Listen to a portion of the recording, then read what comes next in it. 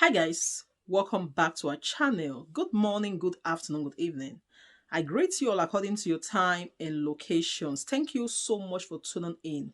Yes, my dear viewers, I am back again with another update. So guys, I have a video here I would like we all to watch.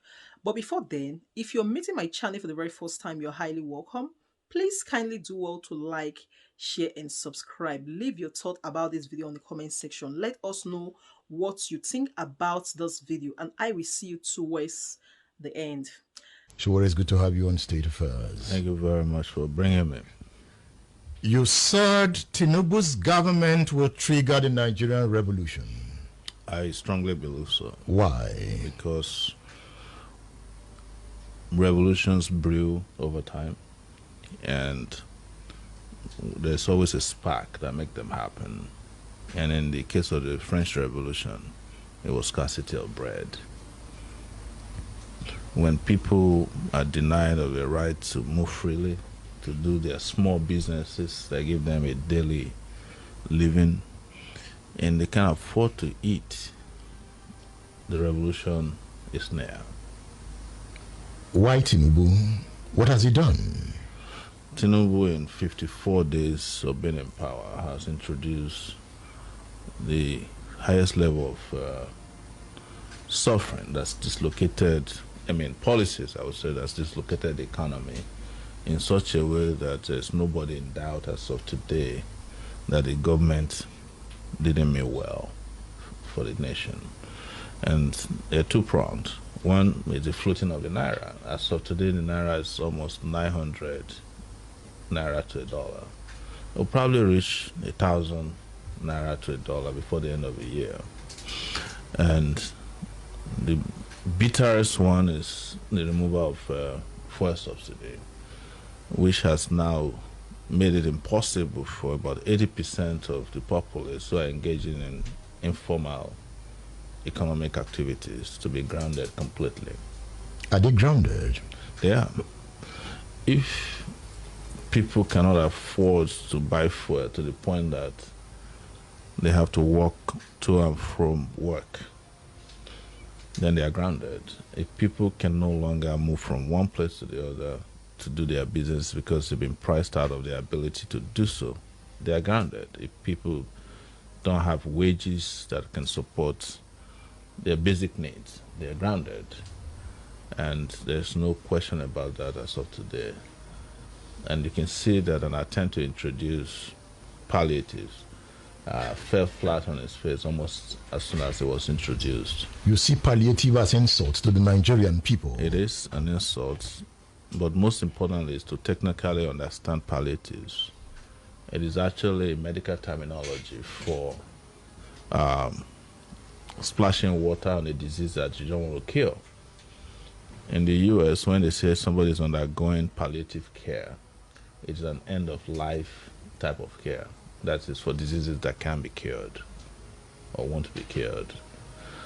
And to introduce that into Nigeria, to say, well, we will give you 8,000, not as individuals now, but as households for 6 months. It's just more than an insult. It's not just an insult, it's a denigration of the Nigerian people. Tinubu has backtracked. I don't know if it has backtracked because fuel prices are now at $6.50 per liter, which means that it's actually more expensive to buy petrol in Nigeria than it is on the streets of the US as of today. Perhaps Nigerians got what they bargained for. He promised to remove subsidy and he got the votes. Well, it would be debatable if he got the votes. Debatable? Yes. In one of your posts, before Tinubu was sworn in, yes, you called Tinubu president-select. That's correct. What does that mean? Because the election wasn't an election, it was a selection of the next member of the elite. But you contested in the election. That's exactly why I have a better grip of what happened.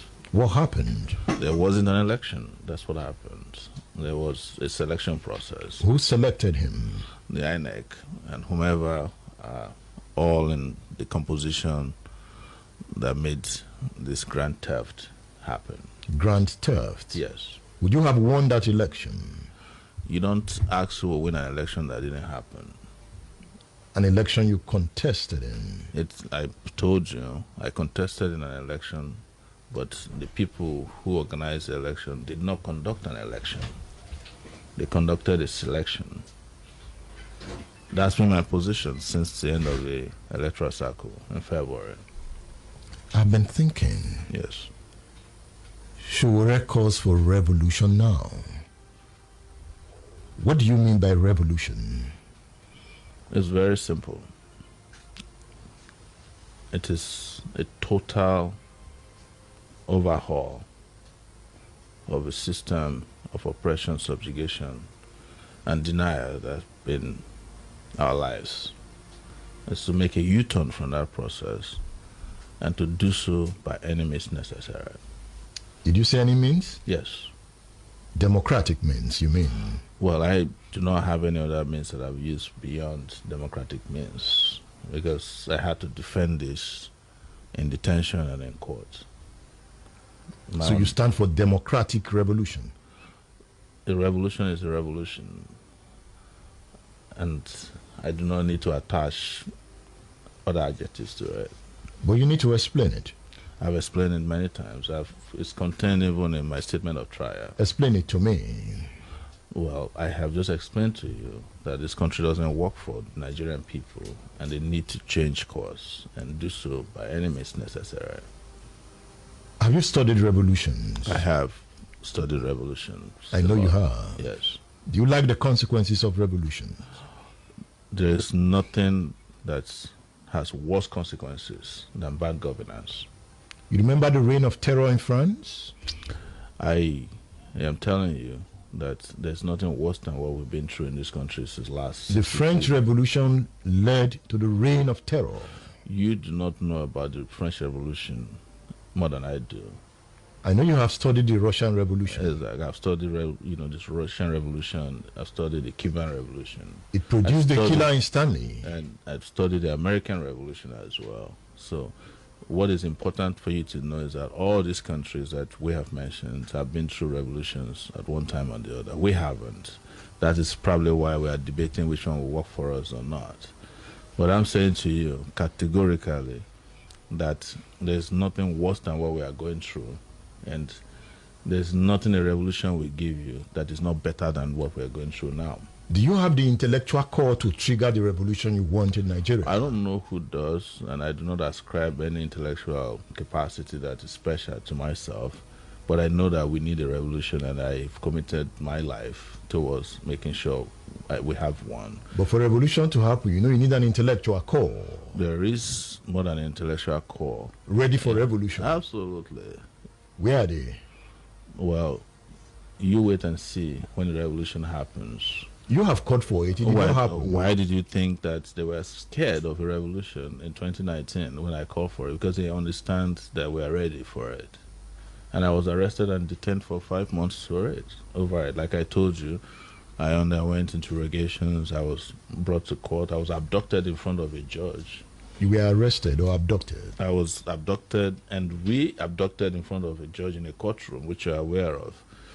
So the moments are right before you. They're happening before you. The question is, what you understand to be a revolution and what I believe will be a revolution. But I will not deny that the revolution that we're calling for hasn't happened first, yet.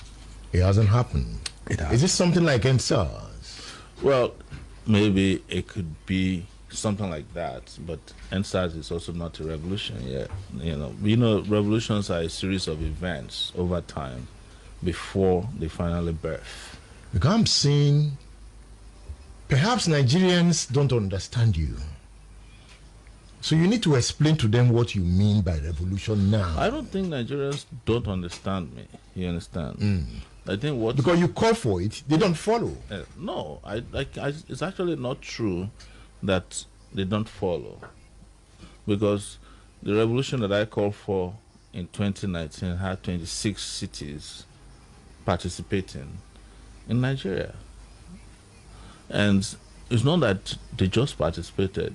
Persons who participated, the leaders of those revolutionary actions, were arrested and tried in various courtrooms across Nigeria, including here in Oyo State, in Ogun State, in Abuja, in Edo State, in Port Harcourt. People were arrested. Some were tried, some weren't tried. So you can't say that people didn't follow.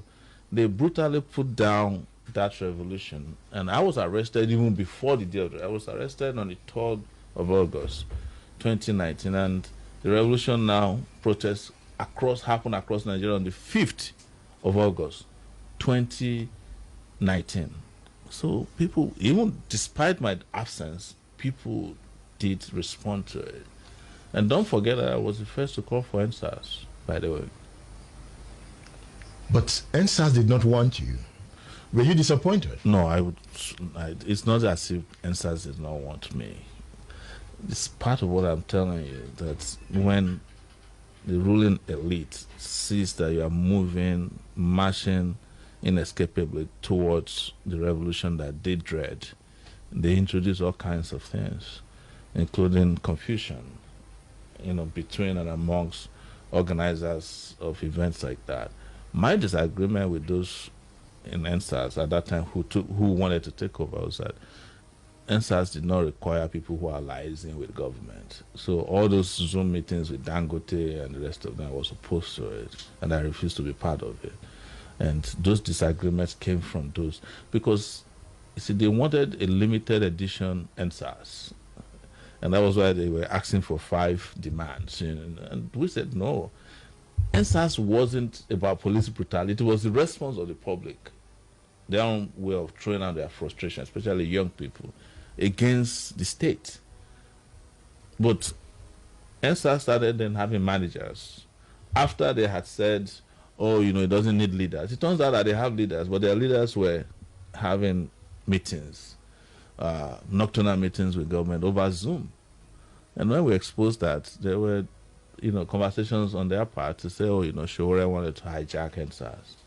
No, how can you hijack an event that you started? I was the first person to lead an Endsars protest to the police headquarters in Abuja after calling for it on Twitter.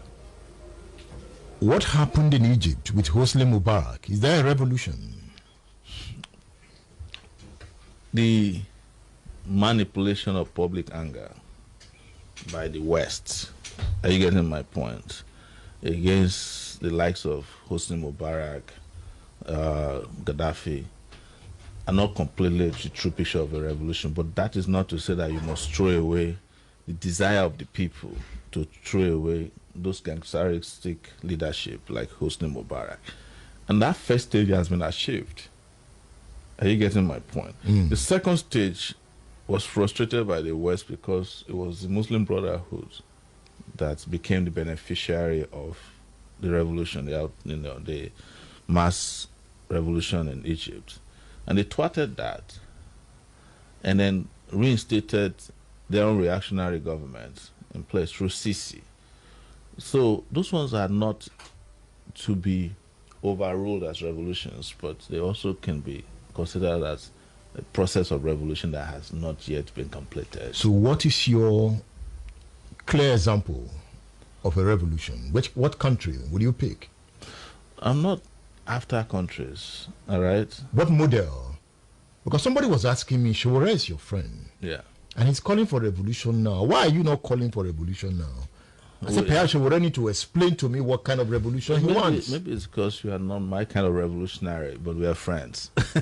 so I want to know what maybe you want. Maybe you don't want to risk everything. What do you want? A revolutionary is a person who is willing to risk everything. Are you a Joseph Stanley? Maybe you haven't reached that point. Are you a Joseph Stanley? That's Russia. Yes. Are you a Stanley? No, I'm not. I'm not a Stalinist. You understand? I'm Showore Omoyele. I'm a Nigerian. I am not trying. Are you a Hugo Chavez? No, I'm not trying to be anybody else. You are Showore? I have peculiar circumstances. I have a country. It has its own topography. It has its own weather. It has its own people. It has ethnicity. It has religion. It has contradictions. You understand that we have to resolve by our own revolutionary. It is when we are done that our own become a model to be followed by others. When you are done, Yes. you are in court, right? I'm in court. It's part of the processes of revolutionary development. And the court has seized your national passport. That's true. So you cannot travel out of Nigeria. I can travel out of Nigeria, but I don't have to travel out of Nigeria to make a revolution happen in Nigeria. The passport is a piece of paper. But you want the passport. You were in court recently demanding for the passport. Because the passport belongs to me as a citizen of Nigeria. Because my you want to passport travel. is not supposed to be seized at all. No, it's not because I want to travel. Have you seen your children in recent time? I haven't seen my children in recent time, but I've seen them. How? Digitally. No, have you touched them? I haven't. There's also a digital touch. But they can come home. They can come to Nigeria if they want. You don't want them to come home? They have their own lives to live. I have my own life to live. Are you getting my point? I don't have to see. What is the simplest way to explain is that this is not a battle for children. Yes, it's a battle for adults.